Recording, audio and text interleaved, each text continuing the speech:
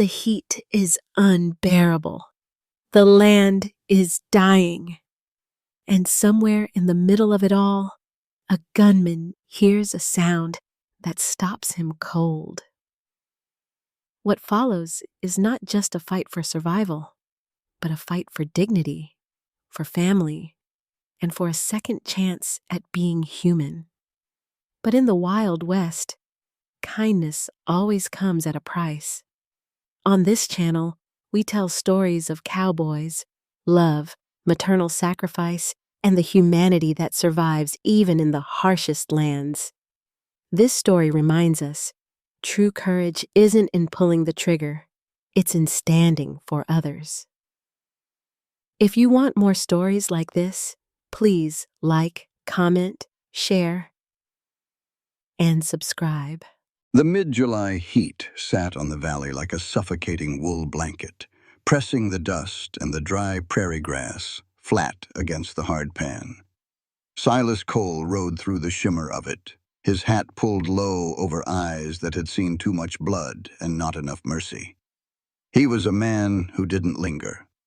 He kept his jaw set, his gaze fixed on the horizon, and his heavy Colt peacemaker strapped securely to his thigh. He was just passing through, until he heard the sound. It was a thin, desperate noise that cut through the hot wind, the harsh metallic screech of a wooden spoon scraping the absolute bottom of a cast-iron pot. Silas pulled his roan gelding to a dead halt. The sound grated against his eardrums, but worse, it clawed at something buried deep in his chest. He turned his head toward a dilapidated cabin sitting 50 yards off the trail. The roof sagged on the left side, the porch railing was rotted through, and the meager garden was nothing but cracked earth and dead stalks. A woman knelt in the dirt near the front steps. Her calico dress was worn thin at the elbows, her dark hair plastered to her forehead with sweat. She was scraping that blackened pot over a dying fire, working at it with a quiet, terrifying desperation. Standing behind her was a boy, maybe 9 years old, with shoulders too square and eyes too old for his face. Beside him sat a little girl clutching a rag doll, her cheeks hollow. The woman managed to pry a blackened, charred crust of God knows what from the iron. She didn't take a bite. Instead, she broke it in half and pressed it into her children's hands like it was gold. The boy looked at it, his throat bobbing, and slowly lifted it to his mouth. Something inside Silas snapped. It wasn't a conscious thought. It was a visceral, violent flashback to a frozen alleyway 25 years ago. The gnawing, blinding agony of an empty belly, the taste of dirt, the feeling of slowly dying while the world walked by. Silas swung down from the saddle before his boots even registered the dust. He closed the distance in long, predatory strides. "Stop eating that right now!" The words tore out of his throat, but it wasn't the menacing growl of a gunfighter. His voice broke, a raw, jagged crack of pure, bleeding panic. He reached the fire and swung his heavy leather boot, kicking the iron pot clean out of the woman's hands. It clattered away into the dust. The little girl shrieked, dropping her charred crust. The boy instantly shoved his sister behind him, his small fists clenching. The woman didn't scream. She moved with the terrifying speed of a cornered mother wolf. She dove backward onto the porch, her hands plunging into a wooden crate by the door. By the time Silas took his next breath, he was staring down the twin black barrels of a 12-gauge shotgun. Click, click. She pulled both hammers back. Her hands were shaking, but her brown eyes were dead cold. "Give me one reason, mister," Abby Vance breathed, her voice trembling with absolute lethal intent. "Give me one reason I shouldn't blow you straight to hell." Silas froze. He didn't reach for the Colt on his hip. He didn't flinch. He just stood there, his chest heaving, his scarred face pale under the brim of his hat. The adrenaline was draining out of him, leaving behind the sickening realization of what he had just done. He had terrified a starving family. Slowly, deliberately, Silas raised both his hands, empty in the air. "I'm sorry," he rasped, his voice barely a whisper now. He swallowed hard, trying to push down the ghost of the starving orphan that had momentarily possessed him. "I'm sorry, ma'am. That ain't food. It'll tear their insides apart. It's all we have, Abby bit back, the shotgun unwavering. Now back away. Silas didn't move backward. Keeping his eyes locked on her, he slowly lowered his right hand to the saddlebag slung over his shoulder. "Watch your hands," she warned, her finger tightening on the trigger. "Just food. I'm just getting food," Silas said softly. His fingers fumbled with the leather buckle. To his own quiet shame, his hands were shaking. He pulled out a heavy parcel wrapped in oiled cloth. He took a step forward and tossed it gently into the dirt at the boy's feet. The oilcloth fell open, revealing thick strips of premium salted beef jerky, dried apples, and a wrapped brick of sharp cheddar cheese. It was a month's worth of trail rations. The boy, Toby, stared at the food, his eyes widening, but he didn't move to touch it. He looked up at his mother. Abby's gaze flicked down to the meat, then back up to the towering, scarred stranger in her yard. She saw the heavy revolver on his thigh. She saw the dangerous width of his shoulders, but as she looked into his eyes, she didn't see a predator. She saw a man who looked like he had just watched a ghost die. "Eat that instead," Silas said, his voice thick. "Please." Without another word, Silas backed away, keeping his hands visible until he was 10 yards clear. He turned and walked back to his roan gelding. Abby watched him, the shotgun still pressed to her shoulder. She expected him to mount up and ride away. A normal man would have. Instead, Silas Cole led his horse to the edge of her property line, right where the rotted fence met the main trail. He dropped his saddle to the dirt. He pulled his Winchester rifle from its scabbard. And then he sat down in the dust, his back to her cabin, facing the open road with the rifle resting across his knees. As he scanned the perimeter, Silas's sharp eyes caught something in the dirt near the fence. Fresh hoof prints, deep impressions, heavy work horses, at least 4 of them. They had paced the fence line recently. Someone had been watching this cabin, waiting for the widow to break.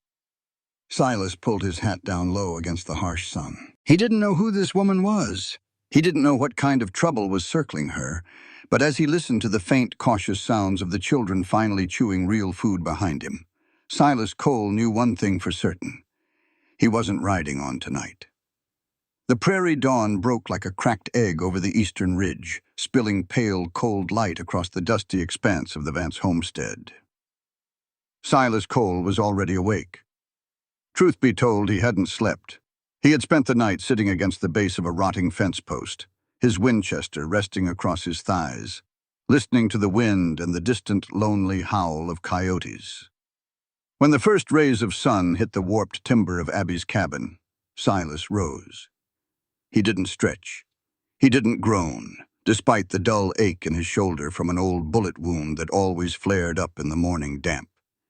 He simply moved, silent as a shadow, toward the meager woodpile near the leaning barn. Inside the cabin, Abby Vance woke to the rhythmic, heavy sound of an axe biting into timber. Thwack, thwack, thwack. She bolted upright in her narrow cot, her heart hammering against her ribs. For 14 months, every unexpected sound had been a threat. She threw off the thin quilt, grabbed the worn shawl at the foot of her bed, and hurried toward the front window, careful not to wake Nell, who was curled into a tiny ball on the adjacent mattress. Peering through the cracked glass, Abby blinked in disbelief. The drifter, Silas, was out in the yard. He had stripped off his heavy leather duster and his faded denim shirt. He wore only a sweat-stained thermal undershirt, his suspenders hanging loose at his hips. The morning light caught the thick, knotted scars that crisscrossed his forearms and climbed up the back of his neck, disappearing beneath his collar. He wasn't chopping firewood. He was splitting thick, heavy logs, squaring the edges with brutal, precise strokes of a broadaxe.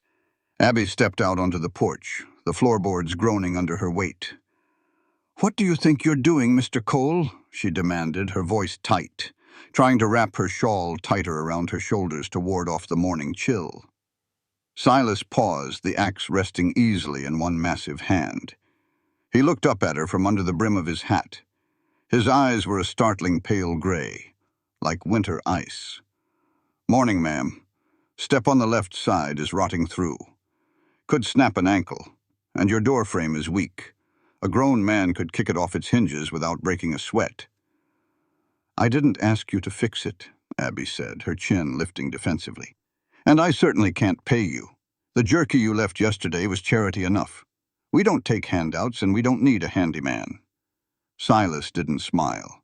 He just wiped a bead of sweat from his brow with the back of his wrist. "Ain't a handout, Mrs. Vance. I'm paying for the patch of dirt I slept on. And I ain't building you a parlor. I'm building a barricade." Before she could process the ominous weight of that word, the cabin door creaked open behind her. Toby stepped out, rubbing sleep from his eyes. The boy was wearing pants that were 2 inches too short for him, and a shirt that had been mended half a dozen times. Toby stopped dead, staring at the towering man in their yard. He looked at the split logs, then at the heavy Colt revolver resting on top of Silas's folded duster nearby. "You're making it thicker," Toby said, his young voice surprisingly steady. "The wood. You're making it so bullets can't go through." Abby whipped her head around, staring at her son in horror. "Toby!" Silas looked at the boy, a flicker of genuine respect crossing his hardened features. "That's right, son. Oak stops a .45 caliber cold if it's thick enough. Pine just splinters." He picked up a freshly squared beam and hoisted it onto his shoulder. "You know how to hold a hammer, boy?" "I know," Toby said eagerly, stepping off the porch before Abby could stop him. "Toby Vance, get back inside this instant," Abby ordered, her voice trembling with a sudden fierce panic. But Silas had already set the beam down near the porch. He reached into his boot and pulled out a bone-handled hunting knife. He didn't hand it to the boy immediately. Instead, he knelt down, bringing himself to eye level with the 9-year-old. "A hammer is good," Silas said quietly, his voice a low rumble that seemed to vibrate in the morning air. "But out here, a man needs to know how to shape his own tools. You see this blade?" Toby nodded, his eyes wide, mesmerized by the glint of the steel. "A blade doesn't have a conscience," Silas murmured, holding the knife out, handle first. "It doesn't care if it cuts wood or rope or flesh. It only knows what the hand holding it tells it to do. You never cut toward yourself, you never grip it when your palms are slick with sweat, and you never draw it unless you mean to use it. Understood?" "Understood, sir," Toby breathed, reaching out with a trembling hand. "Stop it!" Abby flew off the porch, her bare feet hitting the cold dirt. She snatched the knife from Silas's extended hand and threw it into the dust. She stood between the gunslinger and her son, her chest heaving, her eyes blazing with absolute fury. "Get in the house, Toby," she snapped, not taking her eyes off Silas. The boy hesitated, looking between the two adults before slowly retreating up the steps. Once the door clicked shut, Abby rounded on Silas. "Don't you ever put a weapon in my son's hand again. Do you hear me? Never." Silas stood up slowly to his full, intimidating height. He looked down at the knife in the dirt, then back up at her. His expression remained frustratingly calm, which only fueled her anger. "He's the man of the house, Abby. Whether he's ready or not, he needs to know how to survive." "Survive?" Abby let out a bitter, broken laugh. "My husband tried to survive. Elias thought he had to play the harsh, violent game of this territory to keep us fed. And you know what it got him? A rope around his neck. He was hanged in the town square while those children watched from a window. I will not let my son turn into a man who solves his problems with steel and lead." Silas's gray eyes darkened, softening imperceptibly around the edges. He saw the profound grief etched into the lines of her face, the terrifying vulnerability she tried so hard to hide behind her anger. "Elias died because he played a game he didn't know the rules to," Silas said gently, the roughness in his voice fading. "He died because he couldn't defend himself from the wolves. I ain't teaching your boy how to be a wolf, Abby. I'm teaching him how to build a fence strong enough to keep them out." Abby swallowed hard, her throat tight. The tears threatened to spill, but she stubbornly blinked them back. "We don't need your fences. We need peace." "The world doesn't care what you want, ma'am," Silas said, stepping closer. The scent of pine sawdust, leather, and honest sweat rolled off him.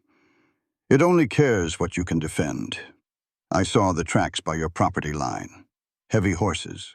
4 riders. They've been watching you. Abby's breath hitched. Her gaze darted instinctively toward the horizon. Harlan, she whispered, the name tasting like ash in her mouth. Her brother-in-law.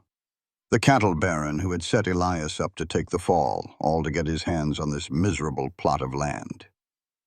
Whoever it is, Silas said, picking up his knife from the dirt and wiping it clean on his trousers. They ain't coming to drink tea. I'm boarding up these windows and I'm reinforcing that door. You can hate me for it all you want, Mrs. Vance, but you and those kids are going to be alive tomorrow to do it. He turned his back on her, picking up the heavy oak beam again.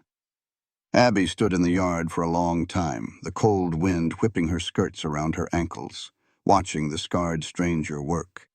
She hated the violence he represented, but as she watched the sheer, unyielding strength in his shoulders, a terrifying, treacherous thought bloomed in her mind. For the first time in over a year, she didn't feel completely alone. 3 days passed in a tense, suffocating rhythm. The midsummer heat returned with a vengeance, baking the earth until it cracked like shattered porcelain. Silas worked relentlessly from sunup to sundown. The sagging porch was now level and braced with thick timber. The flimsy front door was backed with heavy oak crossbeams. Heavy wooden shutters, reinforced with iron strappings Silas had scavenged from an abandoned wagon down the trail, now framed the windows. He moved around the property with a quiet, ghost-like efficiency. He rarely spoke, unless it was to gently correct Toby on how to hold a rasp, or to carve a small, uneven wooden horse for Nell, which the little girl now carried everywhere alongside her ragged doll. Abby watched him. She tried to maintain her icy distance, but it was eroding. Yesterday, she had silently handed him a tin cup of chicory coffee while he was fixing the roof. Their fingers had brushed. His skin was rough, calloused, and searingly hot. She had retreated to the kitchen immediately, her pulse racing in a way that made her feel guilty, confused, and profoundly alive. It was mid-afternoon on the 4th day when the horizon finally spat out the trouble Silas had been waiting for. Abby was in the yard, kneeling in the dirt, desperately trying to coax water from a dented bucket onto her struggling tomato vines. Silas was inside the dark, cool interior of the barn, fixing a bridle. The low rumble of hooves hit the ground before the dust cloud became visible. Abby froze, her hands sinking into the dry dirt. She stood up, shielding her eyes against the glare of the sun. 3 riders were coming down the trail, not bothering to slow their pace. They broke off the main road and rode straight onto her property, the hooves of their massive draft-cross horses tearing up the parched earth. At the head of the trio was Garrett, Harlan Vance's foreman. He was a thick-necked, cruel-eyed man who wore his authority like a loaded gun. The 2 men behind him were hired muscle, their hands resting lazily on the pommels of their saddles near the butts of their revolvers. Garrett pulled his horse up hard right at the edge of Abby's garden. The beast sidestepped, its heavy iron shoe coming down squarely on one of the few surviving tomato plants, crushing it into a green smear. Abby flinched, her fists clenching at her sides. "Get off my land, Garrett," she said, trying to keep her voice from shaking. Garrett leaned forward on his saddle horn, a greasy smile splitting his face. He spat a stream of dark tobacco juice into the dirt near her boots. "Afternoon, Widow Vance. Harlan sent us to check on you, seeing as your family and all. He's getting worried about you out here all alone with those brats. Says it's about time you signed that deed over and moved on to a town that'll stomach the sight of you." "Elias's land belongs to Toby," Abby stated, lifting her chin. "Harlan will never get it. Now leave, before I fetch my shotgun." The men behind Garrett chuckled. Garrett just shook his head, feigning sympathy. "Now, Abby, we both know you ain't got the stomach to shoot a man. Your husband didn't even have the spine to face the rope like a man. Cried like a stuck pig, didn't he?" The cruelty of the word struck Abby like a physical blow. The air rushed out of her lungs. "That's enough." The voice didn't come from Abby. It came from the shadows of the barn. Garrett's horse whinnied and stepped back. Out of the darkness stepped Silas Cole. He wasn't walking fast. His stride was slow, measured, and completely devoid of fear. He wore his faded duster, the right side swept back behind the grip of his Colt. Garrett frowned, sizing up the stranger. He saw the dust, the worn clothes. He didn't see a threat. He saw a drifter. "Who the hell are you? The widow taking in strays now to keep her bed warm?" Silas didn't answer. He kept walking, placing himself smoothly between Abby and the riders. He looked up at Garrett with those dead, pale gray eyes. "I said that's enough," Silas repeated, his voice dropping to a terrifying, gravelly whisper. "You got a big mouth for a dirt-poor fence-mender," Garrett snarled. He shifted his weight, his right hand dropping toward the revolver at his hip. "I think I'm going to teach you a lesson about respect in this territory." It happened faster than Abby's eyes could track. Silas didn't reach for his gun. He surged forward with the explosive, lethal speed of a striking rattlesnake. His left hand shot up, grabbing the heavy leather cheek-strap of Garrett's horse, yanking the beast's head down with brutal force. The horse screamed, buckling its front knees. Garrett lost his balance, pitching forward in the saddle. Before he could even draw a breath, Silas's right hand whipped up. There was a metallic snick. Garrett froze. The two men behind him went dead still, their hands hovering uselessly over their holsters. Silas was standing pressed against the side of the horse. His left hand was twisted in Garrett's collar, holding the heavy man half out of the saddle. And in Silas's right hand, the massive, razor-sharp steel of his Bowie knife was pressed firmly just beneath Garrett's jawline, right over the pulsing carotid artery. A single drop of blood welled up where the tip of the blade kissed the skin. The silence in the yard was absolute, broken only by the panicked snorting of the horse. "You listen to me, you piece of filth," Silas whispered. It wasn't a shout. It was a cold, hollow sound that seemed to suck the heat right out of the July air. "You tell Harlan Vance that this property is claimed. You tell him if he sends riders here again, I won't send them back on their horses. I'll send them back in sacks. Do you understand me?" Garrett's eyes were wide with sheer, unadulterated terror. He could feel the cold edge of death against his throat. He swallowed carefully, a tiny whimper escaping his lips. Yes. Good." Silas shoved Garrett backward into the saddle and stepped away, the knife twirling effortlessly in his fingers before vanishing back into his boot. "Now ride." Garrett didn't need to be told twice. He spurred his terrified horse, wheeling it around roughly. The other two men scrambled to follow, kicking up a massive cloud of dust as they fled back toward the main road, as if the devil himself were on their heels. As the dust began to settle, Silas stood in the yard, his breathing even, his face completely devoid of emotion. Abby stood behind him, her hands covering her mouth, her whole body trembling. She had seen violence before, but she had never seen this.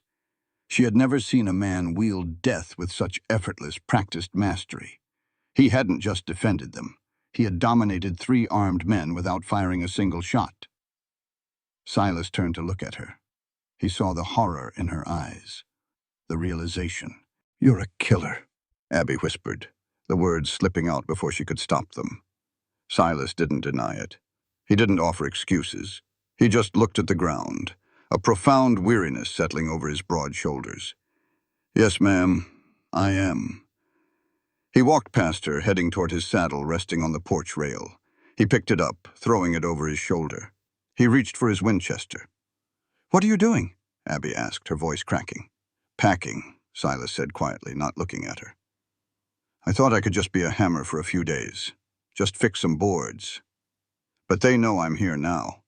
Harlan won't send 3 men next time. He'll send 10. And my kind of past. It's a disease, Abby. It infects everything it touches. I've already brought blood to your doorstep. I'm riding out before I drown you and those kids in it." He turned to head toward the barn to saddle his gelding. Abby stood frozen. Her mind was screaming at her to let him go. He was dangerous, He was everything she had sworn to keep away from Toby and Nell. But then she looked at the crushed tomato plant in the dirt. She looked at the heavy oak planks reinforcing her door. She looked toward the window where Toby and Nell were peering out, their small faces pressed against the glass, perfectly safe behind the barricade Silas had built. She looked at Silas's broad, retreating back, the back of a man who believed he was nothing but a monster, yet who had just risked his life to save hers. "Silas!" she called out. He stopped, his hand resting on the barn door, but he didn't turn around. Abby took a deep breath, the hot prairie air filling her lungs, giving her a courage she didn't know she possessed.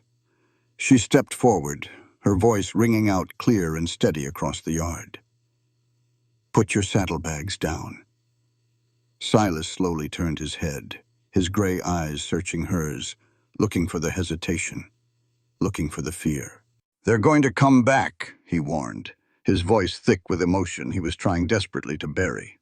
Abby met his gaze, the terrified widow finally giving way to the fiercely protective mother. "I know they are," she said, her voice dropping to a fierce, unwavering vow. "And when they do, I want the wolf standing on my porch." The buckboard wagon hit a deep rut in the road, the heavy wooden wheels groaning in protest as a cloud of alkaline dust bloomed in their wake. On the narrow, splintered bench, Silas Cole shifted his weight. His thigh, encased in worn denim, brushed inadvertently against the heavy cotton of Abby's skirt. It was a fleeting, accidental contact, but in the suffocating heat of the late July afternoon, it felt like a branding iron. Silas pulled his leg back a fraction of an inch, his jaw tight. He kept his eyes locked on the horizon, his Winchester rifle resting easily across his lap. For the past 3 days, since the confrontation with Harlan's men, he had become a permanent fixture on the Vance property. He slept in the hayloft, ate on the porch, and worked until his muscles burned. But today was different. Today they needed flour, salt, and bullets, which meant venturing out of their fortified sanctuary and into the lion's den, the town of Oak Haven. Beside him, Abby held the leather reins with a white-knuckled grip. Her posture was rigidly straight, a brittle armor she wore to face a world that had collectively turned its back on her. In the wagon bed behind them, Toby and Nell sat quietly, subdued by the palpable tension radiating from the 2 adults up front. "You don't have to come in with me," Abby said, her voice barely carrying over the clatter of the wagon. She didn't look at him. "I'm used to the stairs, Silas. I've survived them for 14 months. Your presence is only going to give them more fuel for their fires." "Let them burn," Silas replied, his voice a low, gravelly rumble. "I ain't here to make friends with the baker, Abby. Harlan's men are going to be watching. You don't ride alone. Not anymore." Oak Haven was a typical boom-and-bust cattle town. A single, wide dirt thoroughfare flanked by false-fronted buildings, a mercantile, a livery stable, and 3 saloons. As the wagon rolled past the first row of buildings, the atmosphere shifted instantly. The ambient noise of the street, the hammering from the blacksmith, the chatter of women on the boardwalk, the clinking of spurs began to die down, replaced by a heavy, suffocating silence. People stopped what they were doing. Eyes tracked the wagon. Women pulled their children closer, whispering behind gloved hands. Men leaning against the saloon posts straightened up, their gazes hardening, as they took in the widow of a hanged rustler sitting beside a heavily armed, severely scarred stranger. Abby's chin lifted higher, but Silas could see the slight tremor in her hands as she pulled the draft horse to a halt in front of the mercantile. "Stay in the wagon, kids," Abby instructed softly. Toby nodded, his small hand instinctively moving to cover his sister's. Silas stepped down first, his boots hitting the boardwalk with a heavy, authoritative thud. He didn't offer his hand to help Abby down. He knew she was too proud for that here, where everyone was watching. He simply shadowed her as she pushed through the swinging doors of the general store. The mercantile smelled of roasted coffee beans, lye soap, and peppermint sticks. The proprietor, a balding man named Higgins, was ringing up a customer. When he saw Abby, his face closed off like a slammed book. "Mrs. Vance?" Higgins said flatly, ignoring Silas entirely. Make it quick. I have paying decent folk to attend to. Abby's face flushed, but she reached into her worn coin purse. 10 pounds of flour, Mr. Higgins. A block of salt and... She glanced briefly at Silas. 2 boxes of .45 caliber cartridges and a box of buckshot. Higgins scoffed, a cruel smirk touching his lips. Stocking up for a war? Or just paying your new boarder for his services? Silas took a single, deliberate step forward. The floorboards creaked under his weight. He leaned his forearms against the wooden counter, bringing his scarred, terrifying face mere inches from the shopkeeper. The ice in his pale gray eyes made Higgins instantly regret opening his mouth. The lady gave you a list, Silas whispered softly. I suggest you fill it, quickly, and with the utmost respect. Higgins swallowed hard, his Adam's apple bobbing. He scrambled to gather the supplies without another word. They made it out of the store without further incident, Silas carrying the heavy burlap sacks effortlessly over one broad shoulder. But as they stepped back out into the blinding sunlight, the real trouble was waiting. Standing between them and the wagon was a man named Miller. He was a local ranch hand, heavily built, deeply drunk, and eager to perform for the crowd of onlookers that had gathered on the porches. Well, look here, Miller slurred, stepping into Abby's path. He stank of cheap rye whiskey and unwashed sweat. The grieving widow found herself a new stray dog. Guess the bed was getting too cold since Elias did his little dance at the end of a rope. Abby went pale. She tried to step around him. Move, Miller. Miller shifted, blocking her again, his bloodshot eyes raking over her form. Or what? You gonna cry? You always did think you were better than us, Abby. But you ain't nothing but a rustler's whore who takes in... Miller never finished the sentence. Silas didn't drop the sacks of flour. He didn't draw the colt from his hip. He simply shifted his weight, pivoting on his heel with devastating mechanical precision. His free hand balled into a fist the size of a cobblestone, and he drove it upward in a brutal, blindingly fast arc. The punch connected with Miller's jaw with a sickening crack that echoed down the entire street like a rifle shot. The heavy man was lifted off his feet by the sheer kinetic force of the blow.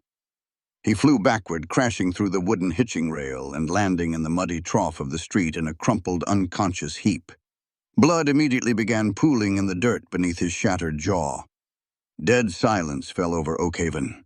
Half a dozen men on the street instinctively reached for their guns, but froze. Silas slowly lowered his fist. His knuckles were split and bleeding, but his breathing hadn't even changed. He turned his terrifying, emotionless gaze toward the crowd.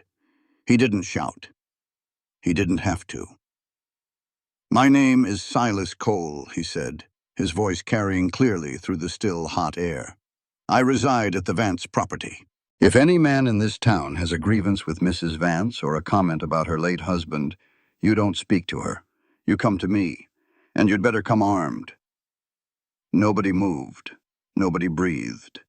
Silas tossed the supplies into the back of the buckboard, took Abby gently by the elbow, and helped her up onto the bench. He climbed up beside her, took the reins, and clicked his tongue. The wagon rolled out of town, leaving the unconscious bully in the dirt, and a town completely paralyzed by the sheer, unadulterated violence of the drifter. The ride back to the homestead was cloaked in silence. The adrenaline was slowly leaking out of Silas, leaving behind a cold, familiar self-loathing. He had done it again. He had let the monster off the leash in front of her. He stared at the dirt road, waiting for the inevitable condemnation, waiting for her to tell him that he was no better than the violent men who had killed her husband. They arrived at the cabin as the sun was dipping below the horizon, painting the sky in bruised shades of purple and orange.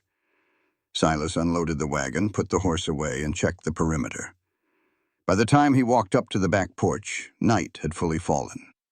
He intended to go straight to the hayloft, but the back door opened. Abby stood in the warm yellow light of the kerosene lamp. The children were already asleep. Come inside, Silas, she said softly. He hesitated, standing in the dark. I'm fine out here, ma'am. I wasn't asking, she said, leaving the door open and walking back to the kitchen table. Silas stepped inside, taking off his hat. The cabin smelled of warm bread and clean soap. On the table sat a tin basin of steaming water, a clean rag, and a small amber bottle of iodine. Abby gestured to the wooden chair. Sit. Silas sat. He felt entirely too large, too dirty, and too dangerous for this small domestic space. He kept his hands resting on his thighs. Abby pulled up a stool directly in front of him. Without asking, she reached out and took his right hand. Her fingers were small, warm, and startlingly soft against his calloused, battered skin. Silas's breath hitched. He flinched, not from pain, but from the sudden, profound shock of a gentle touch. "Hold still," she murmured. She dipped the rag into the warm water and began to carefully dab away the dried blood and dirt from his split knuckles. The water turned pink. Silas stared at the top of her head, watching the lamplight catch the subtle reddish-brown highlights in her dark hair. He was mesmerizingly close to her. He could smell the faint scent of lilac water on her skin beneath the dust of the day. "You broke his jaw," Abby said quietly, not looking up from her task. "I did," Silas confessed, his voice tight. "I know you hate violence, Abby. I know what you think of men who use it. I tried to walk away, but he was trying to break me," she finished for him. She looked up, her brown eyes meeting his. There was no fear in them, no disgust, only a deep, aching sorrow. And something else, something fiercely tender. "My husband was a gentleman, Silas. He abhorred fighting. And when Harlan's men cornered him, his gentleness couldn't save him. It couldn't save us." She uncorked the iodine. "This is going to sting." She pressed the medicine into the open cuts. Silas didn't blink, though his jaw muscles feathered. "I don't hate you for what you did today, Silas," Abby whispered, her thumb gently tracing the uninjured expanse of the back of his hand. It was an incredibly intimate, unconscious gesture. "I hate that you had to do it. I hate that the world is so ugly that it requires men like you to bleed so women like me can walk down a street." Silas felt a massive, invisible weight shift in his chest. For years he had viewed himself solely as a weapon, a blunt instrument of destruction. But sitting here, feeling the feather-light touch of this fierce, beautiful widow, he felt a desperate, terrifying urge to be something more. To be a shield, to be a man. "I ain't a good man, Abby," he breathed, the confession tearing out of him. "I've done things that water can't wash off." Abby wrapped a clean strip of white linen around his knuckles, tying it off with precise, careful movements. She didn't let go of his hand. She held it between both of hers, looking directly into the ice-gray eyes of the killer who had saved her family. "You defended my honor today," she said softly, her voice thick with emotion. "You fed my children when they were starving. You built walls to keep the monsters out. I don't care what you were before you rode into my yard, Silas Cole. I only care about who you are right now." For a long, suspended moment, the only sound in the cabin was the ticking of the mantel clock and the unsteady rhythm of their breathing. Silas looked at her lips, then up to her eyes. The urge to lean forward, to close the mere inches between them and pull her into his arms, was so overpowering, it made his hands shake. Abby's breath parted her lips. She leaned in just a fraction of an inch. Then, a coyote howled in the distance, shattering the fragile spell. Silas pulled his hand back gently, standing up so fast the chair scraped loudly against the floorboards. His heart was hammering wildly. I should check the horses," he muttered, grabbing his hat. "Good night, Abby." "Good night, Silas," she whispered to the empty room as the door clicked shut behind him, her hands still resting on the table, still holding the phantom warmth of his skin. The fire came not with a roar, but with a whisper. It was past midnight. Silas was sleeping in the hayloft of the leaning barn, his Winchester resting against his chest. His sleep was always a shallow, fractured thing, finely tuned to the subtle shifts in the environment. First came the smell, a faint, acrid tang of sulfur and kerosene cutting through the sweet scent of dry alfalfa. Silas's eyes snapped open. The darkness of the loft was glowing with an unnatural, sickly orange light. He rolled off the hay bale in a single fluid motion, dropping to the lower level just as a heavy glass bottle, wrapped in a burning rag, smashed through the upper loading door. The Molotov cocktail shattered, spraying blazing kerosene across the dry timber and loose straw. Whoosh! The flames caught instantly, crawling up the dry wooden walls like greedy, luminous insects. "Fire!" Silas roared, hoping his voice would carry to the cabin. He didn't run for the door. In the stall at the back of the barn, Abby's heavy draft horse, Buster, was screaming in absolute blind terror. The beast was kicking frantically at the stall door, the wooden beams splintering under the massive hooves. Losing the horse meant losing the ability to pull the wagon, plow the field, or survive the winter. Silas sprinted through the rapidly thickening smoke. The heat was already blistering, searing the air in his lungs. He reached the stall, coughing violently. Buster was rearing, his eyes rolling white in panic. "Easy, easy!" Silas yelled over the roar of the fire. He grabbed a heavy wool horse blanket hanging nearby and dunked it into the nearby water trough. Moving with reckless speed, he threw the dripping blanket over the horse's head, blinding the animal to the flames. A burning beam cracked overhead, raining a shower of red-hot sparks down on Silas's back. He gritted his teeth against the searing sting as embers bit through his thermal shirt and seared his shoulder. Ignoring the pain, he threw his weight against the heavy wooden latch of the stall, kicking it free. He grabbed Buster's halter, pulling the massive, terrified animal forward with brute strength. The barn was a roaring inferno now. The smoke was a solid, blinding wall. Silas dropped low to the ground, pulling the 1,500-pound animal behind him. They burst out of the heavy double doors into the cool night air just as the main support beam of the loft gave way with a deafening crash, collapsing the roof inward in a shower of sparks that spiraled up into the black sky. Silas fell to his knees in the dirt, coughing up black soot, his eyes watering. He ripped the blanket off Buster, tying the panicked horse to a distant fence post. Abby burst out of the cabin, Toby right behind her, both carrying sloshing buckets of water. They stopped dead, staring at the blazing inferno. It was too far gone. There was no saving the structure. Abby dropped her bucket, running to Silas. She fell to her knees beside him in the dirt, her hands hovering over his soot-stained face and the smoldering holes in his shirt. "Silas, are you hurt? Are you burned?" Panic pitched her voice an octave higher. "I'm fine," he rasped, waving her off, though his shoulder screamed in agony. He looked out into the darkness beyond the property line. His gray eyes were lethal. "They threw kerosene, hit and run. They wanted to burn you out." Abby looked at the collapsing barn, the last structure Elias had built. The tears she had held back for so long finally spilled over, tracking through the soot on her cheeks. "Why?" she sobbed, burying her face in her hands. "Elias is dead. The debt is paid. Why won't Harlan just leave us be?"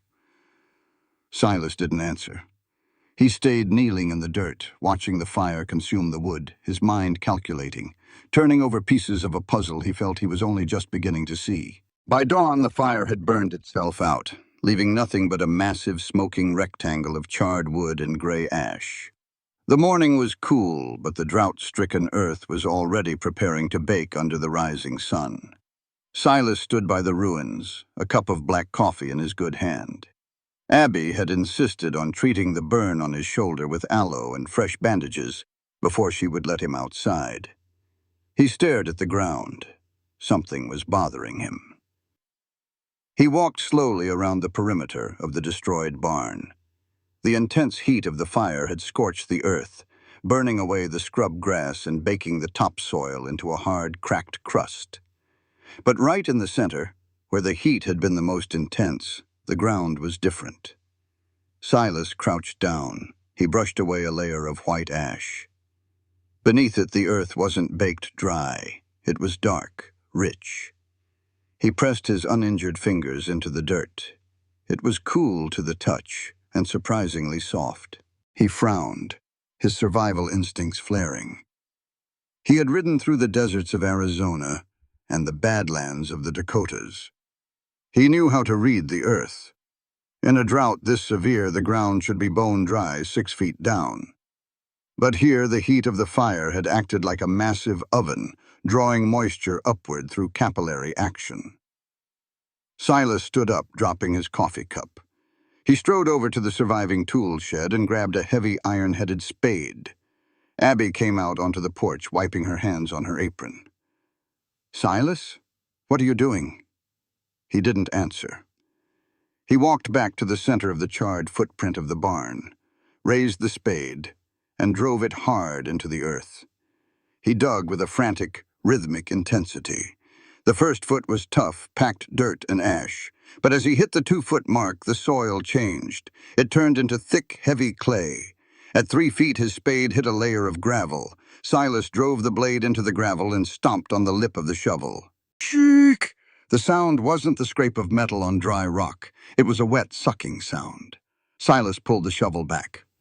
At the bottom of the 3-foot hole, a pool of dark, muddy water was rapidly bubbling up, filling the depression in seconds. It wasn't just a trapped puddle. It was a steady, pressurized seep. Silas dropped to his knees, ignoring the dirt staining his pants. He reached down, scooped a handful of the muddy water and brought it to his lips. It was cold, ice cold, and sweet. He looked up at the horizon. He looked at the gentle slope of the valley, the specific types of deep-rooted sagebrush that grew miraculously well along Abby's property line. And suddenly, the entire bloody, violent picture snapped into crystal-clear focus. Abby walked up behind him, staring into the hole in disbelief. "Water? But Elias dug a well near the house and it went dry 3 months ago. How is there water here?" Silas stood up slowly, wiping his wet hand on his thigh. He turned to look at her, his expression grim, the pieces falling into place with terrifying clarity. "Because Elias dug a shallow well," Silas said softly. He didn't know what he was sitting on. "Abby, this isn't a puddle. This is artesian pressure." "Do you know what that means?" She shook her head, confused. "It means there is a massive underground aquifer sitting right beneath our boots," Silas explained, his voice tight. "A subterranean river, the only one for 50 miles. Abby stared at the bubbling water. I don't understand. What does that have to do with Harlan?"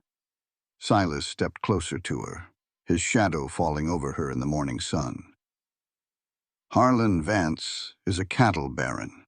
We're in the middle of a 2-year drought. Creeks are drying up. Cattle are dying of thirst across the whole territory. A man who controls a water source this large doesn't just survive a drought. He monopolizes the beef market. He buys out the dying ranches for pennies. He controls the entire county." Abby's breath hitched as the horrifying truth finally dawned on her. "Elias," she whispered, her eyes wide with retroactive terror. "Harlan didn't frame Elias because he was ashamed of him. He framed him to get him out of the way. He wanted the land. And when you refused to sell, he tried to starve you out," Silas finished grimly. "When that didn't work, he tried to scare you off. And last night he tried to burn you out." Abby looked at the smoldering ruins of her barn, the realization crashing over her like a physical weight. Her husband hadn't been a tragic victim of frontier justice. He had been murdered for water. Her family had been terrorized, her children starved, all for the liquid gold flowing silently beneath their feet. A new kind of trembling overtook her, not of fear, but of a sudden white-hot, blinding rage. Silas saw the shift in her eyes. He saw the steel forge itself in the crucible of her grief. "He's going to come back," Abby said, her voice dropping to a deadly, quiet register Silas had never heard from her before. "When he finds out the fire didn't drive us away, he won't send thugs to scare us. He'll come to slaughter us. Yes, he will, Silas agreed, his hand instinctively resting on the butt of his peacemaker. He expected her to weep. He expected her to ask him to pack the wagon so they could flee. Instead, Abigail Vance looked down at the puddle of life-giving water, then looked up at the hardened killer standing before her. "Silas," she said, her voice ringing like struck iron, "teach me how to shoot." The sky above the valley bruised into a deep, violent purple by late afternoon. The suffocating heat of the 2-year drought finally broke, not with a gentle breeze, but with the sudden, terrifying crack of dry lightning. Thunder rolled across the hard pan like artillery fire, vibrating in the marrow of Silas Cole's bones. In the surviving lean-to attached to the charred ruins of the barn, Silas was packing. He moved in the heavy, oppressive darkness, his hands working entirely by muscle memory. He slid a box of .45 caliber cartridges into his saddlebag. He checked the action on his Winchester rifle, the metallic clack-clack of the lever sounding unnaturally loud against the rising wind outside. Finally, he pulled his Colt Peacemaker from its holster. He spun the cylinder, checking each brass casing, before snapping it shut and sliding the heavy iron back onto his thigh. He was going to kill Harlan Vance. It was the only logical conclusion. The discovery of the aquifer changed everything. Harlan wasn't just a greedy cattle baron anymore. He was a desperate man whose empire hinged on stealing Abby's land. When Harlan learned that the fire hadn't driven the widow out, he wouldn't send 3 men with threats. He would send 20 men with torches and rifles. They would massacre everyone in the cabin and blame it on a transient gang of rustlers. Silas knew how men like Harlan operated because Silas used to work for them. He looked down at his own hands in the dim light. They were massive, scarred, and hopelessly stained with the ghosts of his past. He had spent his entire life being a blunt instrument of death. He was a plague. Violence followed him like a shadow, and he had foolishly allowed that shadow to fall over a woman with kind brown eyes and 2 innocent children. If he stayed, Abby would have to watch a bloodbath in her front yard. Toby would see men die. Nell would hear the screams. He couldn't let his darkness touch them. So he would do what a monster does best. He would ride to the Vance ranch under the cover of the incoming storm.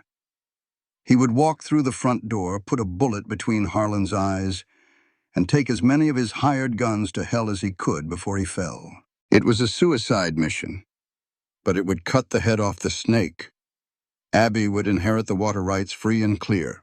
Silas threw his heavy canvas duster over his shoulders, the leather creaking. He took the reins of his roan gelding and led the horse out into the yard.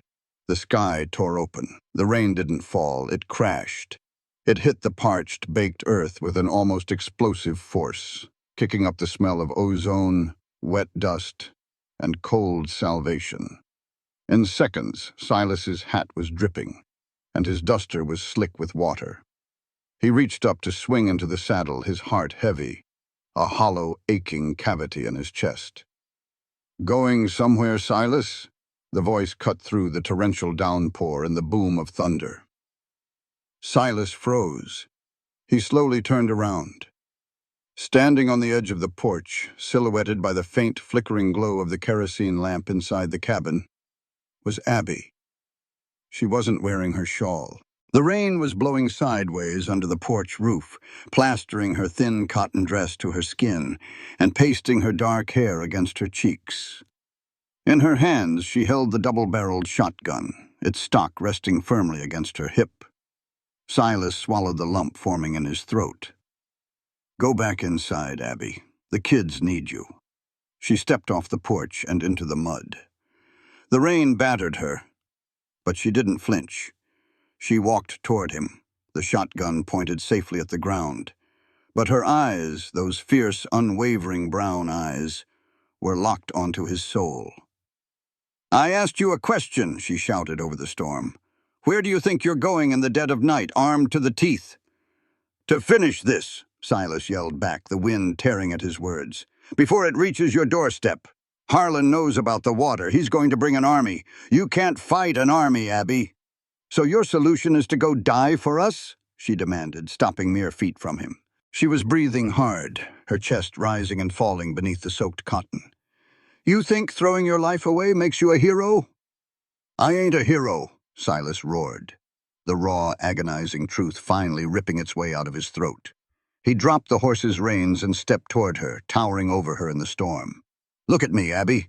Look at my hands. I'm a killer. I've spent 15 years taking lives for men who paid in gold. I don't know how to build things. I only know how to destroy. If I stay here, I'm going to turn this sanctuary into a slaughterhouse. I'm going to taint Toby. I'm going to ruin you." Lightning flashed, illuminating the stark, devastating anguish on his scarred face. He looked like a wild beast caught in a trap of his own making, terrified not of dying, but of corrupting the only pure thing he had ever touched.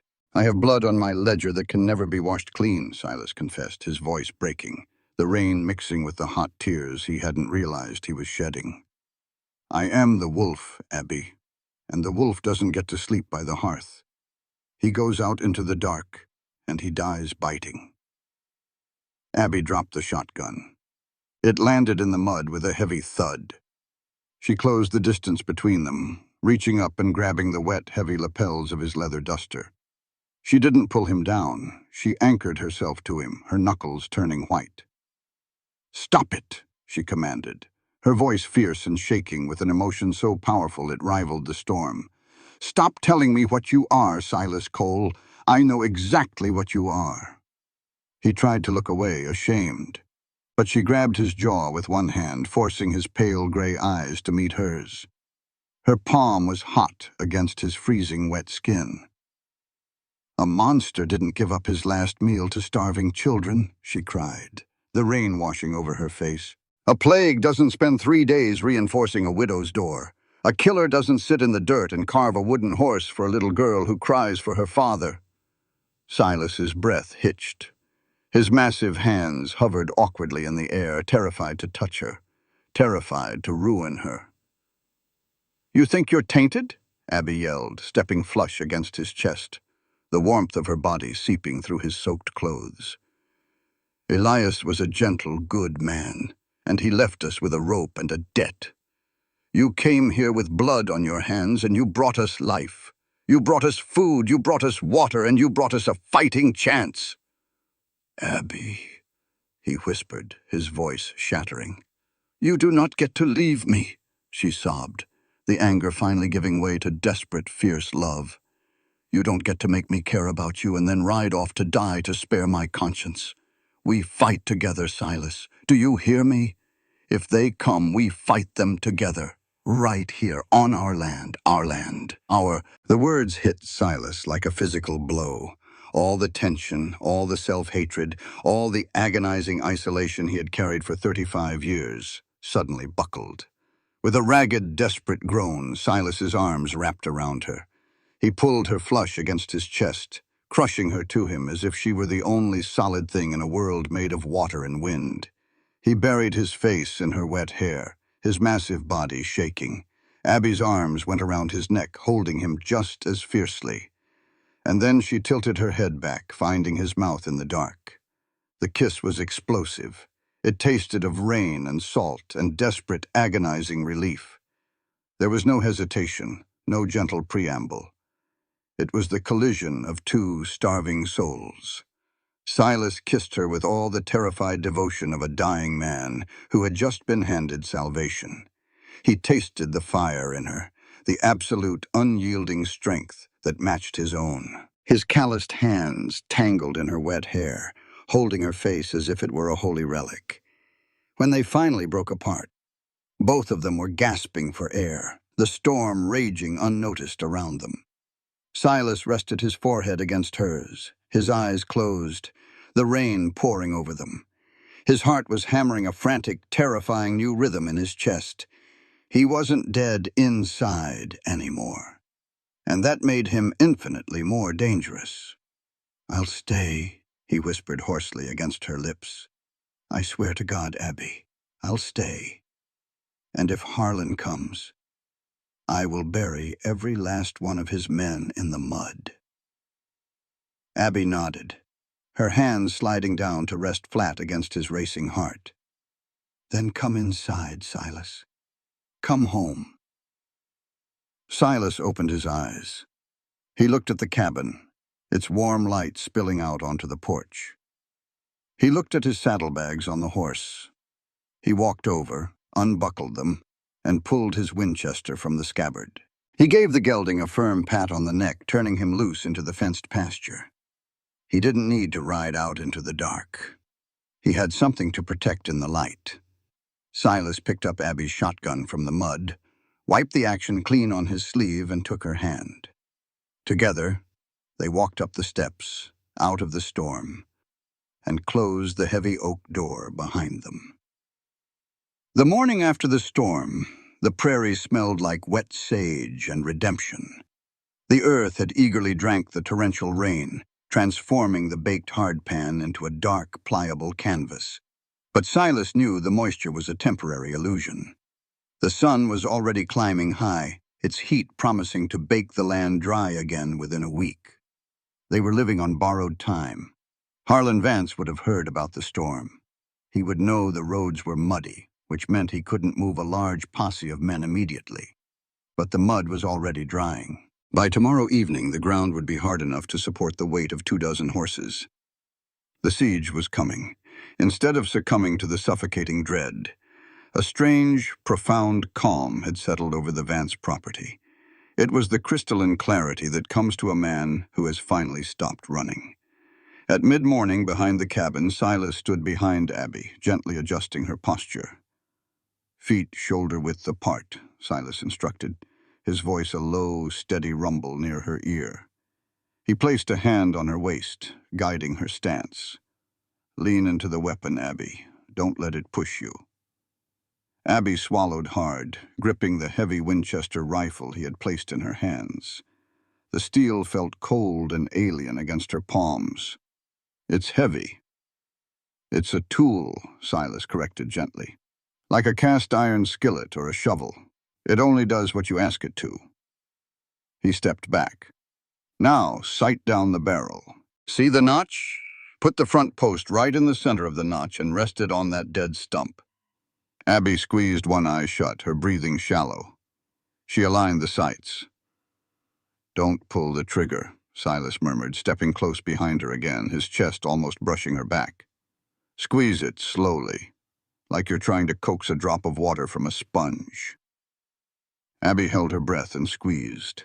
The rifle roared, bucking violently against her shoulder. The smell of sulfur instantly filled the damp air.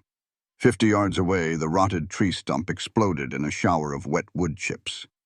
Abby staggered back a half step, but Silas was there, his hands catching her elbows, steadying her. "I hit it," she gasped, her eyes wide with a mixture of shock and an unfamiliar, thrilling sense of empowerment. "Dead center," Silas said, a rare, genuine smile touching the corners of his scarred mouth. He took the rifle from her, checking the chamber. "You've got a good eye, Mrs. Vance." Abby rubbed her shoulder, wincing slightly at the kick of the stock, but she was smiling back. The fear of the weapon had evaporated, replaced by the sobering realization that she was capable of defending her own blood. "Will it be enough?" she asked, the smile fading as she looked toward the horizon. "It's enough to make them think twice before kicking down the front door," Silas assured her. "I'll take the perimeter.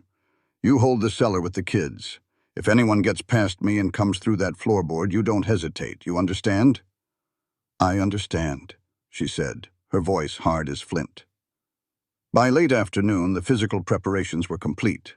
The shutters were bolted, the ammunition was staged on the table, and buckets of water were drawn and placed in the corners in case of fire. There was nothing left to do but wait. The waiting is always the hardest part of a war.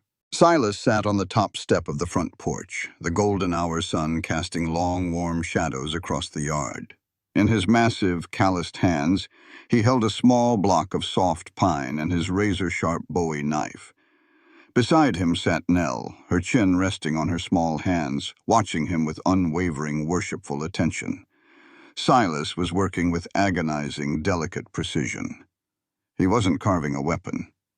He was whittling a tiny, perfectly proportioned wooden peg leg. "Is it going to fit?" Nell asked, her voice a soft bird-like chirp. She held up her ragged cloth doll, which was missing its left leg below the knee. "It'll fit," Silas promised softly. "Just got to smooth out the splinters. Can't have Miss Abigail snagging her dress." Nell had named the doll after her mother. A few feet away, leaning against the porch rail, Toby sat cross-legged. The 9-year-old boy had found his own stick and a dull pocket knife his father had left behind.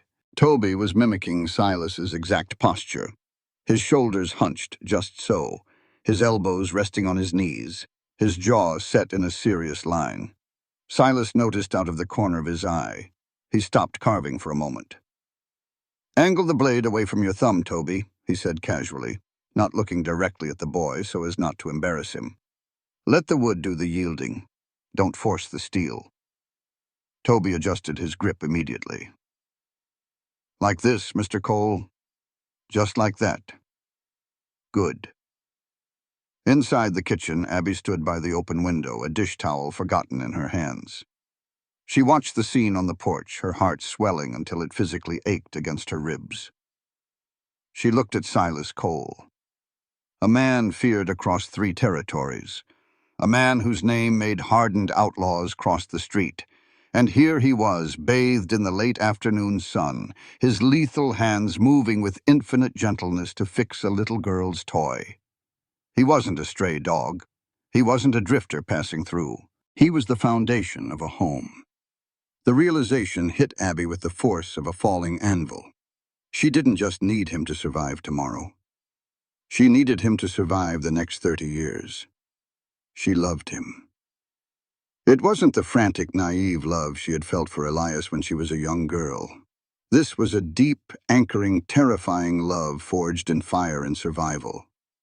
As the sun finally dipped below the horizon, plunging the prairie into twilight, Silas finished the leg. He carefully fitted it into the frayed fabric of the doll, tying it off with a piece of twine. He handed it back to Nell. "There you go, little bird. Good as new." Nell beamed, hugging the doll to her chest. Before Silas could react, the 4-year-old launched herself at him, throwing her small arms around his thick neck and kissing his scarred cheek. "Thank you, Silas." Silas froze, his eyes widening in absolute shock. For a second, his hands hovered awkwardly. Then, very gently, he wrapped one massive arm around her small back, hugging her in return. He squeezed his eyes shut, swallowing hard against the sudden, overwhelming knot in his throat. Toby stood up, dusting off his pants. He walked over to Silas, holding out his stick. It wasn't much, just a slightly sharper piece of wood, but he offered it up like a prized trophy. "I made a spear for tomorrow." Silas looked at the boy, then at the stick. He reached out and took it, testing the point with his thumb. "It's a fine weapon, Toby. You keep it close. You're the second in command of this garrison. I need you sharp." Toby's chest puffed out with pride. "Yes, sir." Later that night, after the children were tucked into the root cellar, a precaution Silas insisted upon so they would be safe if the shooting started early, Abby and Silas sat by the cold hearth in the main cabin. The only light came from a single, low-turned kerosene lamp on the table. The silence between them was heavy, but it was no longer tense. It was the intimate, profound silence of 2 people who had stripped away all their armor. Silas was sitting in the armchair, his Winchester resting across his lap. He was staring at the unlit logs in the fireplace. Abby walked over and knelt on the braided rug beside his chair. She didn't say a word. She just reached out and rested her hand over his, her fingers tracing the knuckles he had bruised defending her honor in town. Silas turned his hand over, intertwining his fingers with hers. His grip was tight, almost desperate. "I've stared down the barrel of a lot of guns, Abby," Silas whispered into the quiet room, his voice barely audible. He didn't look at her. He kept his eyes on the hearth as if confessing to a priest. "I've walked into ambushes. I've been shot, stabbed, and left for dead. And I never felt a damn thing. My pulse never even hitched. because I didn't care if I woke up the next morning. He finally turned his head, his pale gray eyes dropping to meet hers. They were entirely stripped of their ice, leaving nothing but raw, naked vulnerability. But tonight? He swallowed, his throat working. Tonight, I'm terrified. I'm absolutely terrified, Abby, because for the first time in my miserable life, I have something I cannot bear to lose. Abby felt the tears well up in her eyes. She rose from her knees, stepping into the space between his legs. She cupped his rough, scarred face in both of her hands. "You aren't going to lose us," she vowed fiercely, leaning down until her forehead rested against his. "And we aren't going to lose you. We fight tomorrow, Silas. And when the smoke clears, you are going to take off that gun belt, and you are going to help me plant the winter wheat. Do you understand me? That is a promise." Silas closed his eyes, his hands coming up to grip her waist, pulling her flush against him. He buried his face in her stomach, holding her as if she were the very breath in his lungs. "I promise," he swore into the dark. Outside, the wind began to howl across the prairie, drying the last of the mud. The calm was over. The storm was coming. But inside the fortified walls of the Vance cabin, Silas Cole finally knew what it meant to have a home worth dying for. They came precisely at the golden hour when the dying sun hit the western horizon and cast long, blinding rays across the parched prairie. It was a tactical choice, meant to put the glare directly into the eyes of anyone defending the cabin. Silas Cole was already waiting in the shadows. He stood beside the reinforced front window, peering through a narrow slit he had deliberately left between the heavy oak shutters. He didn't blink. His breathing was slow, measured, and entirely devoid of panic. The transition had happened an hour ago. The profound, chilling shift from Silas the man to Silas the weapon. Through the dust, kicked up by the evening wind, a dark mass materialized on the main trail. It wasn't 3 men this time, it was 14. They rode in a loose, arrogant formation, their horses' hooves striking the baked earth with a low, rhythmic thunder that vibrated through the floorboards of the cabin. At the center of the pack rode Harlan Vance. Even from a distance, the cattle baron's posture reeked of entitlement. He wore a pristine gray suit that had no business being in the territory, a silver-belly Stetson, and a smug, predatory confidence. Beneath Silas's boots, beneath the heavy woven rug in the center of the room, lay the trapdoor to the root cellar. Inside were Abby, Toby, and Nell. The absolute silence from beneath the floorboards told Silas everything he needed to know. Abby was holding them tight, and she was holding the shotgun. "Stay low, Abby," Silas murmured to the empty room, his thumb pulling back the hammer of his Winchester rifle with a sharp metallic clack. "Let the wood do its job." Outside, the posse pulled up 40 yards from the porch, fanning out in a semicircle that effectively cut off any route of escape. The horses stamped and snorted, sensing the violent tension in their riders. Harlan urged his massive black stallion forward a few paces. He rested his hands casually on the pommel of his saddle, looking at the boarded-up cabin with an expression of amused contempt. "Abigail!" Harlan's voice boomed across the yard, carrying easily on the hot wind. "I know you're in there, girl. And I see the little fort you've tried to build for yourself. It's pathetic, Abby. Elias was a weak man, and it seems you're just as foolish." Inside the cabin, Silas didn't move. He kept his sights trained squarely on the center of Harlan's chest. "Now, I'm a reasonable man," Harlan continued, spreading his arms in a gesture of mock benevolence. "I'm family. I don't want to see my brother's widow and his sweet children get hurt. You send that drifter out here to face the music, sign the deed over to me like you should have done a year ago, and I'll put you on a stagecoach to St. Louis with $100 in your pocket. You have my word." The silence that answered him was absolute. Harlan's smile faltered, replaced by a dark, ugly scowl. "Don't be stupid, Abby. You've got a dozen rifles pointed at your door. That stray dog you took in can't save you from this. I want the land. I want the water." So he knew about the aquifer. The pretense was entirely gone. Silas stepped fully into the narrow beam of light slicing through the shutter gap. He didn't raise his voice to a shout. He projected it with the cold, resonant authority of a man passing a death sentence. "Mrs. Vance isn't receiving callers, Harlan," Silas's voice echoed out over the yard, chilling the evening air. "And she ain't selling. This is your only warning. Turn your horses around and ride off this property, or you don't ride at all." Harlan's eyes widened slightly as he processed the deep, gravelly voice. He squinted at the dark slits of the cabin. "Cole," he spat, recognizing the name that had been whispered through the terrified ranks of his men since the incident in town. "You're a long way from the Badlands, Silas. You think your reputation stops bullets?" "No," Silas replied softly, "but Oak does." Harlan's face twisted in sudden, explosive fury. He yanked his revolver from his holster. "Burn them out! Kill the bastard!" The yard erupted into a deafening roar. 14 rifles and revolvers opened fire simultaneously. The noise was apocalyptic. A storm of hot lead slammed into the front of the cabin. But Silas's agonizing, back-breaking labor over the past week paid off instantly. The bullets didn't tear through the thin pine walls. They struck the thick, reinforced oak beams Silas had bolted over the doors and windows. The heavy timber absorbed the impacts with brutal, percussive thwacks, splintering the outer bark but holding absolutely firm.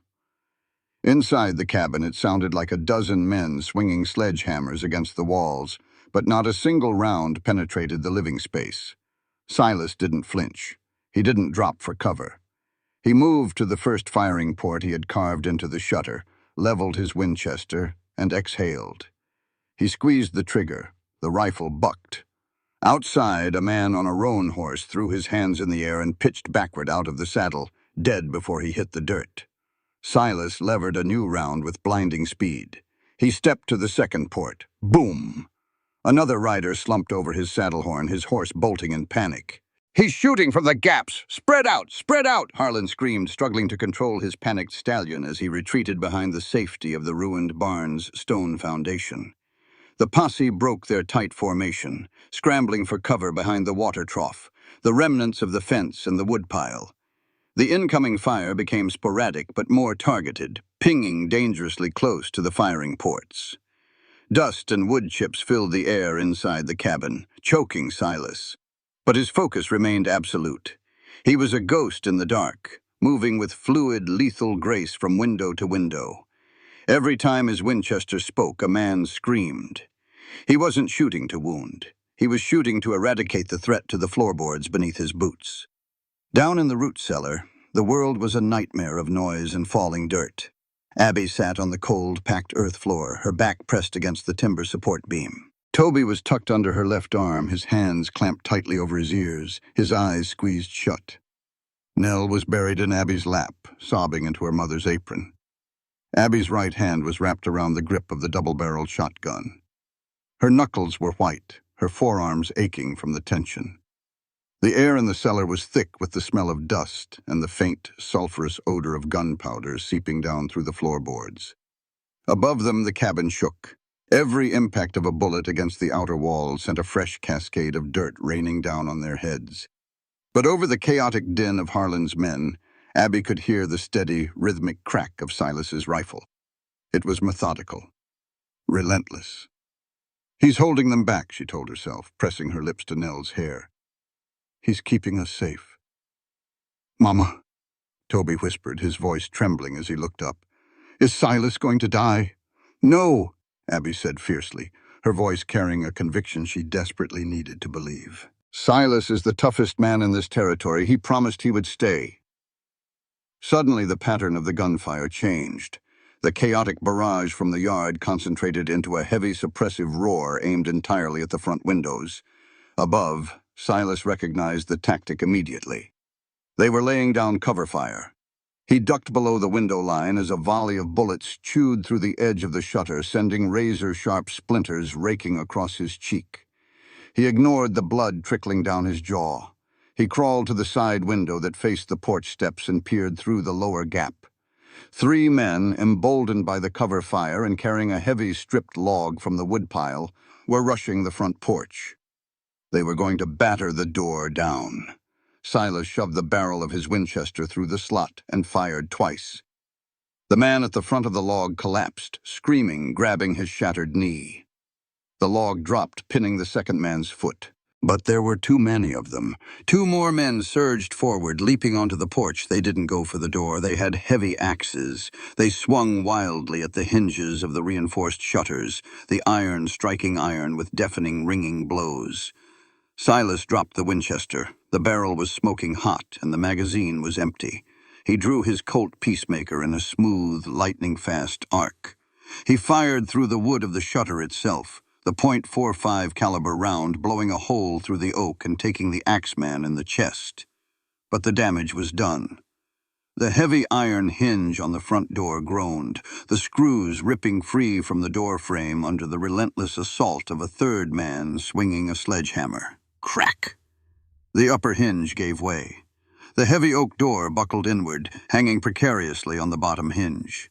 The golden light of the setting sun poured into the dark cabin, illuminating the swirling dust and cordite smoke like a stage curtain rising on hell. "The door is down! Push in! Push in!" Harlan's voice shrieked from the yard. Silas backed up, planting his boots firmly on the braided rug that covered the cellar trap door. He raised the Colt, his gray eyes burning with cold, absolute fury. He was the only thing standing between the wolves and the dark. "Come on, then," Silas whispered, his finger tightening on the trigger. "Come get it!" The heavy oak door finally gave way with a violent, tearing screech, crashing onto the cabin floorboards in a cloud of splintered wood and dust. 3 men poured through the breach instantly, their revolvers drawn, their faces twisted in adrenaline-fueled rage. Silas Cole didn't blink. He stood dead center in the room, anchored over the cellar rug, and let the Peacemaker do what it was forged to do. He fired 3 times in less than 2 seconds. The concussive blasts inside the enclosed space were deafening.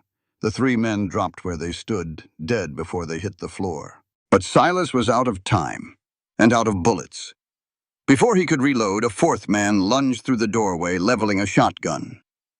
Silas dove to the right, hitting the floor rolling as the buckshot obliterated the kitchen table where he had just been standing. He came up on one knee, his hand flying to his boot. The massive Bowie knife flashed in the dim light. Silas threw it with brutal, mechanical precision. The heavy blade buried itself in the gunman's shoulder, sending him crashing backward onto the porch, screaming. Silas scrambled to his feet, grabbing the discarded Winchester by the hot barrel, intending to use the heavy wooden stock as a club. A sharp, searing heat suddenly ripped through his left side. Silas grunted. The breath knocked out of him. He stumbled, his hand flying to his ribs. His fingers came away slick with hot, dark blood.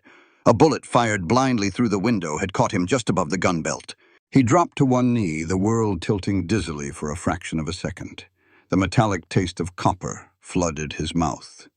Boot steps echoed loudly on the porch. The smoke inside the cabin was thick, swirling in the beams of the dying sunlight. Through the haze, a figure stepped over the threshold, his silver-belly Stetson untouched, his gray suit barely dusted. Harlan Vance walked into the cabin, a silver-plated Schofield revolver gripped tightly in his hand. He looked at the carnage, 5 of his best men dead on the floor. And then his eyes locked onto Silas, who was kneeling on the rug, bleeding heavily, his empty Colt on the floor 3 feet away. "Well, well," Harlan sneered, his chest heaving with exertion and malicious triumph. He kicked Silas's dropped revolver across the room. The great Silas Cole, the terror of the territories, brought to his knees in a dirt-floor shack. Silas didn't look at his wound. He looked up at Harlan, his pale gray eyes utterly devoid of fear, filled only with a defiant, chilling contempt. He shifted his weight, making sure his knees were planted firmly over the edges of the cellar trap door beneath the rug. "You're a coward, Harlan," Silas spat, blood speckling his lips. "You always were, sending boys to do a man's dying." Harlan's face flushed. He stepped closer, leveling the silver revolver directly at Silas's forehead. "I'm a survivor, Cole. and I'm a businessman. This land is mine. The water is mine. And my useless brother's whore of a wife is going to sign it over to me the second I blow your brains out." Down in the cellar, the darkness was suffocating. Abby sat frozen, her hand clamped over Toby's mouth to keep the boy from screaming. Nell was whimpering silently into her skirts, the heavy thud of the door falling, the deafening gunfire, the agonizing sound of Silas grunting in pain. She had heard every horrifying second of it. And now she heard Harlan, "my useless brother's whore of a wife." The words didn't break her. They ignited something deep within the marrow of her bones, a primal white-hot inferno of maternal rage and absolute unyielding love. Elias had surrendered. Elias had let them take him in the night, begging for mercy that men like Harlan did not possess. Elias had died, leaving her to bear the weight of the town's scorn and the terror of starvation. But Silas Cole had stood in her yard and caught a bullet to protect her children. Silas Cole had carved a wooden leg for a doll. Silas Cole was bleeding on the floor directly above her head, using his own body as a shield to keep the monsters in the dark away from her babies. She was not going to let another man die for her. "Toby," Abby whispered in the pitch black. Her voice was unrecognizable. It was the voice of a woman who had crossed a line she could never uncross. She removed her hand from his mouth. "Hold your sister. Do not make a sound. Do not come up until I say." "Mama, no," Toby breathed, terrified. "Do it," she commanded softly. Abby stood up. The ceiling of the root cellar was low. She had to crouch. She gripped the double-barreled shotgun, feeling the cold, heavy reality of the steel. "It's a tool," Silas had said, "like a skillet or a shovel." She reached up in the dark, her fingers finding the heavy iron latch of the trap door. In the cabin above, Harlan cocked the hammer of his showfield. The click sounded abnormally loud in the sudden eerie quiet of the room. "Any last words, Drifter?" Harlan mocked, a cruel smile stretching across his face. "Any regrets you want to whisper before I send you to hell?" Silas looked up at him. He could feel the slight vibration of the floorboards beneath his knees. He knew exactly what it was. A fierce, tragic pride swelled in his chest, mingling with the searing pain of his wound. "Yeah," Silas rasped, a bloody smile touching his lips. "You should have looked at the floor." Harlan frowned, confused for a microsecond. Before he could process the words, the rug beneath his feet violently heaved upward. The heavy wooden trapdoor burst open with explosive force, throwing Silas to the side and catching Harlan off guard. The cattle baron stumbled backward, his arms flailing as he tried to keep his balance, his revolver swinging wildly off target. Out of the cellar beneath the floorboards rose Abigail Vance.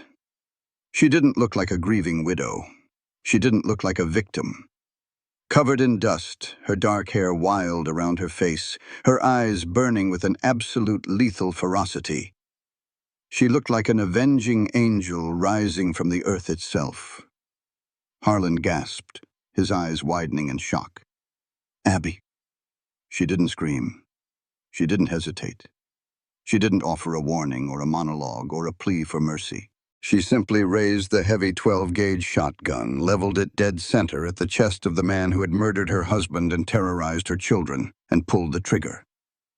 The roar of the shotgun inside the cabin was catastrophic. A massive blast of fire and buckshot tore from the barrel. The sheer kinetic force of the recoil slammed Abby backward, her shoulders screaming in agony, but she kept her feet planted. Harlan Vance was lifted entirely off his feet. The blast caught him square in the chest, obliterating the pristine gray suit and the cruel heart beneath it. He flew backward through the splintered doorway, crashing heavily onto the porch planks. He didn't twitch. He was dead before his silver belly hat hit the dirt. The remaining 2 men of Harlan's posse, who had been creeping up the porch steps, froze. They stared at the bloody, ruined body of their invincible boss. Then they looked into the cabin. The smoke was clearing. Standing in the center of the room, the shotgun still raised, a wisp of gray smoke curling from the barrel, was the widow. Beside her, Silas Cole was pulling himself up to his feet, blood soaking his left side. His massive Bowie knife now gripped tightly in his hand, his eyes promising absolute slaughter to anyone foolish enough to step over the threshold. The two thugs looked at each other. They dropped their rifles, turned, and ran for their horses. Within seconds, the frantic sound of receding hooves echoed across the prairie, fading into the distance. The silence that rushed back into the cabin was heavier than the gunfire. Abby stood frozen, the shotgun still pressed to her bruised shoulder. Her chest was heaving, her breathing ragged and shallow. She stared at the empty doorway, at the boots of the dead man on her porch. Her hands began to shake violently. The adrenaline was crashing, leaving behind a cold, horrifying reality. She had taken a life. The heavy shotgun slipped from her numb fingers, clattering onto the wooden floor. Her knees buckled. Silas was there before she hit the ground. Ignoring the tearing pain in his side, he dropped to his knees, catching her in his arms. He pulled her flush against his chest, wrapping his massive arms around her, burying his face in her dusty hair. "I got you," Silas choked out, his voice thick with emotion, his own hands shaking as he held her. "I got you, Abby. You're safe. It's over." Abby collapsed against him, her fingers tangling in his blood-stained shirt.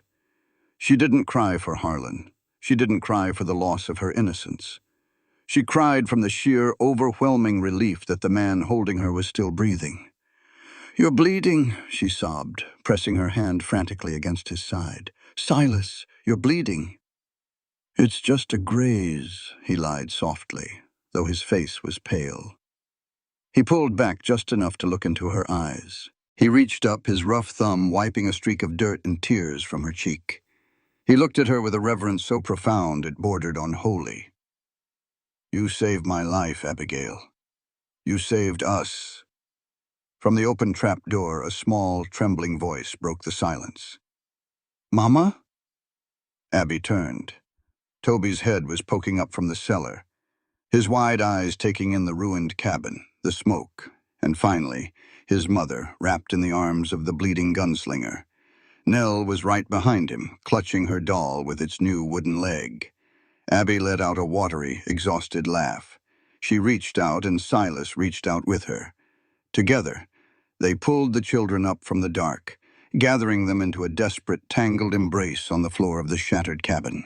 The oak door was gone. The windows were splintered. The yard was a graveyard. But as Silas Cole held the weeping widow and her children tightly to his chest, feeling the steady, undeniable beat of Abby's heart against his own, he knew one thing with absolute certainty.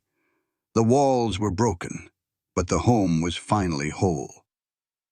October came to the valley not with a violent storm, but with a deep, cleansing breath. The suffocating baked earth heat of the 2-year drought finally broke, replaced by crisp golden mornings and the sharp scent of turning leaves. The Vance property had transformed. The charred skeletal remains of the old barn were gone, replaced by the sturdy, fresh-cut pine of a new stable, raised with the help of men who had once looked the other way. In the center of the yard stood the crown jewel of the homestead, a deep stone-lined well, driven straight down into the massive artesian aquifer Silas had discovered beneath the mud. The water flowed clear, cold, and abundant. It was enough to irrigate Abby's revived garden, quench the thirst of the livestock, and slowly, miraculously, begin healing the fractured town of Oakhaven. When the U.S. Marshals had arrived in the days following the siege, the truth about Harlan Vance's empire of extortion and murder had finally been dragged into the light. With the cattle baron dead on a splintered porch, his hired guns scattered to the wind, the town, free from Harlan's suffocating grip, was forced to reckon with its own cowardly complicity. They didn't apologize all at once. It happened in small, quiet ways. Mr. Higgins, the mercantile owner, had personally driven a wagon of winter seed out to the property, tipping his hat to Abby with a mumbled, red-faced offer of a line of credit. Other ranchers, men who had been days away from losing their own herds to the drought, rode out to negotiate fair prices for access to the water. Abby hadn't turned them away. She had sat at her new kitchen table, Silas standing like a mountain behind her chair, and she had traded water for peace. On a bright Tuesday afternoon, Silas Cole stood alone in the bedroom of the cabin. The heavy oak door had been rebuilt, the shattered windows replaced with clear, shining glass. The bullet hole in his left side had healed into a thick, knotted scar, adding one more ridge to the topography of his violent past. But as he looked down at his hands, Silas realized something profound. For the first time in his 35 years, his knuckles weren't bruised. They weren't split or bleeding. They were just calloused from splitting firewood and digging earth. Resting on the quilt of the bed was his gun belt. It was heavy, the dark leather worn soft from years of resting against his thigh. The brass cartridges gleamed in the loops. The walnut grip of the Colt Peacemaker was smooth, polished by the countless times he had drawn it to end a life. For 15 years, that belt had been his shadow, his identity, and his only true companion. It was the weight that had kept him tethered to the earth when he had nothing else to live for. Silas reached out and picked it up. It felt foreign in his hands now, like an artifact from a war that belonged to another lifetime. He closed his eyes, listening to the sounds drifting through the open window. He didn't hear the screech of a scraped pot or the terrified screams of an ambush. He heard the rhythmic thwack of Toby practicing with a lasso against a fence post. He heard the high musical laughter of Nell chasing a barn cat. And beneath it all, he heard Abby humming a soft, nameless tune as she kneaded bread dough in the kitchen. Silas opened his eyes. He walked over to the far wall of the bedroom where a thick, hand-forged iron nail had been driven deep into the heavy oak timber. He didn't hesitate. He didn't say a prayer for the man he used to be. Silas lifted the heavy leather belt and draped it securely over the nail. The brass buckled clinked softly against the wood. He took a step back, looking at the holstered weapon hanging high out of reach. A legendary gunslinger's final act wasn't a bloody duel in a dusty street. It was a quiet, deliberate surrender to a better life. The drifter was dead. Silas turned his back on the gun and walked out into the sunlight. The crisp autumn air bit pleasantly at his face as he stepped onto the porch. He was wearing a clean flannel shirt and canvas trousers, his suspenders snapped into place. He leaned against the sturdy new porch rail, crossing his arms over his broad chest, and took in the view of his world. Out in the yard, Toby was wrestling with a stiff coil of rope. The 9-year-old boy threw the loop clumsily, missing the fence post by 3 feet. Toby let out a frustrated sigh, kicking the dirt. "You're using your shoulder too much, son," Silas called out, his deep voice rolling across the yard, warm and steady. "It's all in the wrist. Let the rope build its own momentum before you release." Toby paused, looking up at Silas with that familiar, intense focus. He adjusted his grip, twirled the rope with a sharp flick of his wrist, and let it fly. The loop sailed through the air and dropped perfectly over the post.